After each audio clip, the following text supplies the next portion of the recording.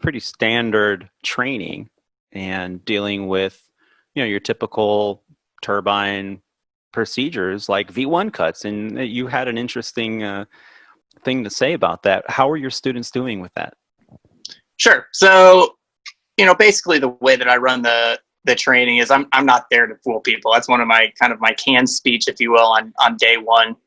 Both of the recurrent classes rather are 2 days, and both the classes that I did were 2-day classes. And I tell them at the beginning, when we get into the sim, I'm not trying to fool you. I'm not trying to trick you. Just go and fly the plane, and we're just looking for procedures. And the number one thing far and away in terms of students coming through isn't the aircraft, but it's instrument procedures and your basic stuff. When you start out flying instruments, or you start out flying complex airplanes. And in this case, I had 3 students over the course of these 2 different classes, and all 3 of them made the same mistake. Technically we don't call them V1 cuts in the King Air, but it's the principle remains the same, which is basically as you're rolling down the runway, and right as you lift off and get to your rotation point, which is about 100 knots in the King Air, we rotate, and then I'll kill the engine on you.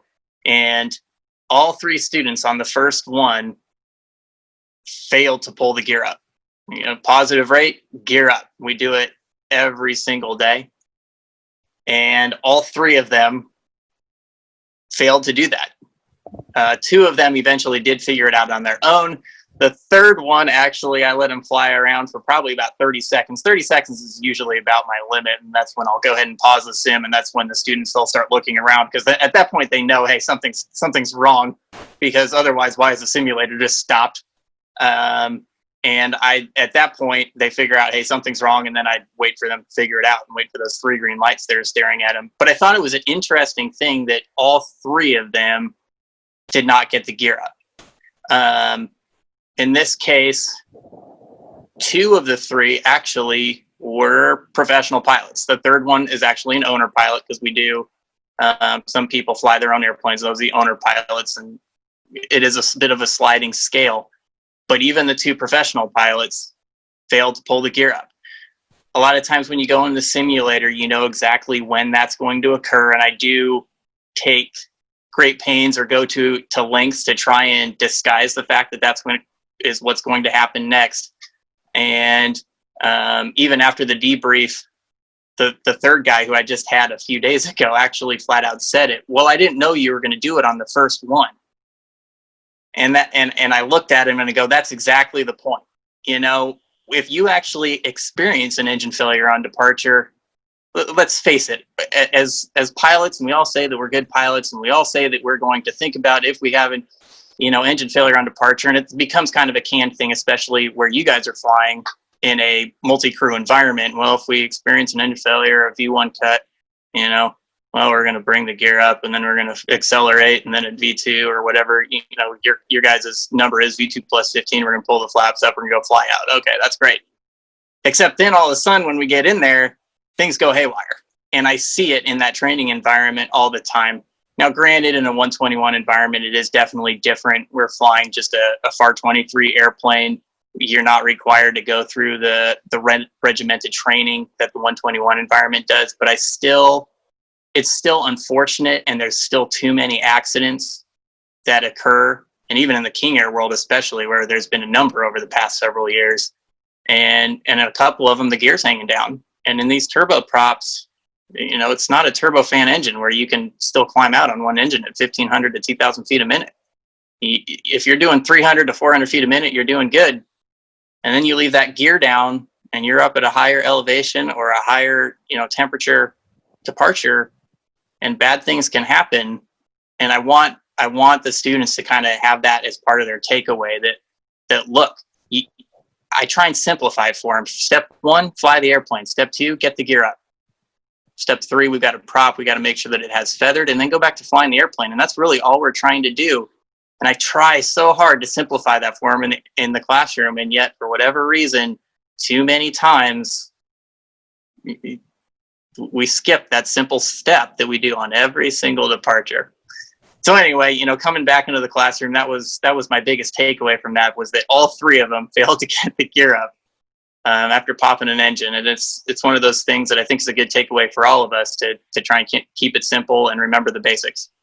Yeah, we run through that in the airline operation as well. We do the pre-departure briefing, and the pilot flying usually does the brief. At our carrier at Legacy Airlines, the captain can either do the pre-flight departure briefing, or they can kind of give you one or two things and then hand it over to the first officer if it's the first officer's leg, and then they'll give the departure briefing. And it's the same thing, like you're saying. We go through this kind of mundane, it's the same thing over and over again. There's a script that we can read from if we want to.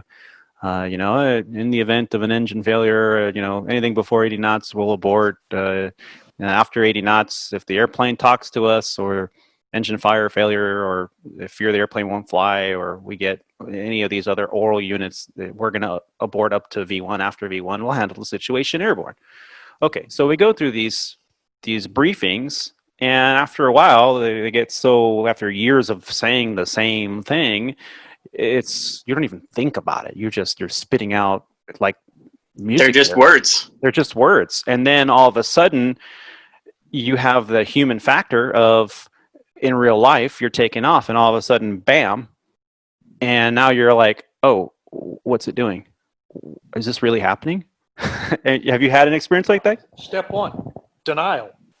It's not happening. You don't believe it. Yeah. And then step two, eventually you go, acceptance. All right, okay, this did happen. And time's going. Yeah. The clock is ticking, and how you react is really dependent on how your training and your complacency level. And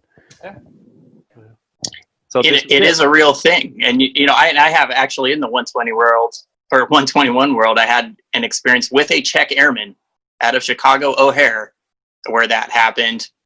We could not have been more than 30 knots on departure roll, and we got a cabin emergency. This was in the 145, which, Tony, I know you're familiar with. And we're rolling down. I'm in the right seat, flying with a check airman and chief pilot, a base chief pilot, and we are 30 or 40 knots. That's and dangerous. ding, ding, ding, the cabin emergency light goes on, and he did nothing. It was his leg.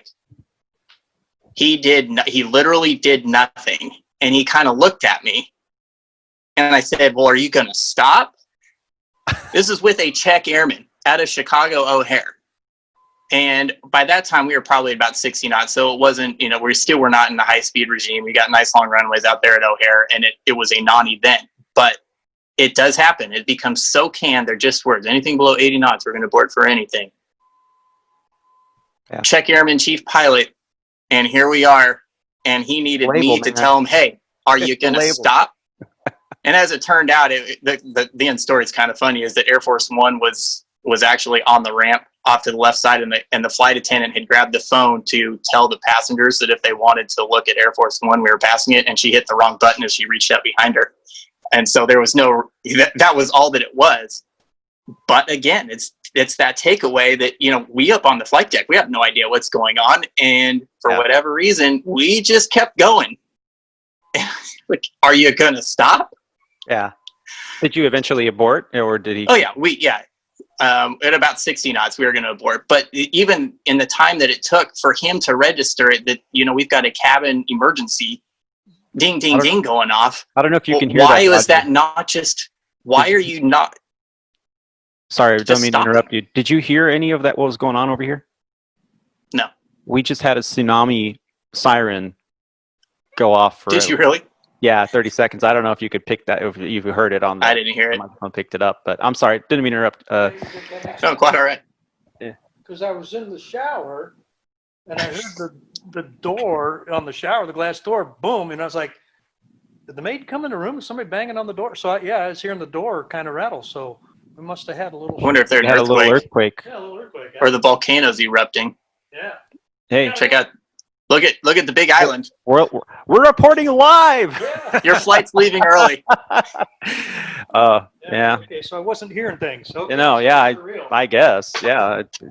There's nobody at this hotel, so I mean, you could hear the freaking crickets in the hallway. I think it's funny that there's nobody in this hotel, and the only two people at the hotel are sitting 2 feet from each other. Well, this is pretty much what we are in the cockpit too. So I know, but you're the only 2 people in the hotel, and you're right there.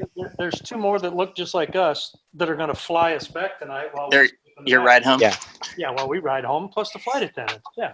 right, yeah. And I were before the show started, Roger and I were kind of catching up, and I was explaining to him how. So this is a wonderful trip. This is the first time I've been back at the island. We're going to kind of get into that here in a moment.